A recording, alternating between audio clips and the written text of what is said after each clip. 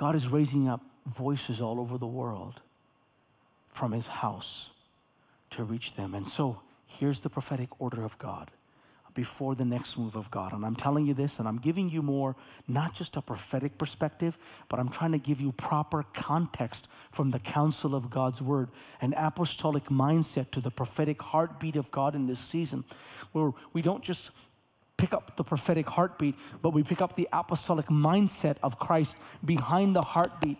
And we begin to regulate the prophetic heartbeat and allow the blood flow of life to go to the body and align with God's overall mission, and understand that before there is a major move of God which is upon us, God is going to shake nations and release wealth into his house and bring silver and gold. The economies will be shaken, and the economy of the house of God is going to be elevated, where nations are going to come because the wisdom of God and the glory of God and the wealth of God, the 3 W's, are going to be in the house of God. But before there is an immense dimension of glory, there's going to be a release of wealth into the house of God. And there's 2 ways this wealth is going to come into God's house. It's going to come through God's people, first and foremost, that are intentional and cooperate. That means through you.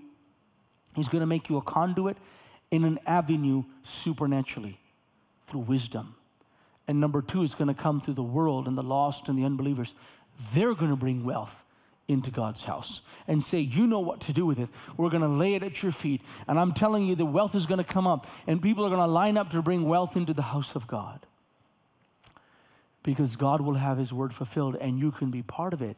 And God is inviting you to partner with him. Even Jesus said in Luke chapter 16 that he cannot entrust us with weightier matters if we're not faithful with unrighteous mammon, the economy of the world, the wealth of the world. He calls it unclean money. If we're not faithful with the unclean money of the world, he encourages us to participate in the world's economy, but transition that economy from the world into heaven's economy.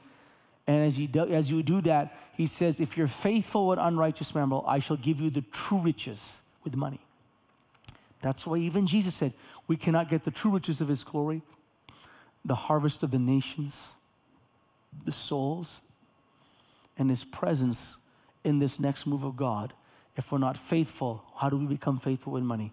We take it out of the world's economy and we invest it in the house of God, in God's economy. Because money is not just natural, it is always spiritual as well.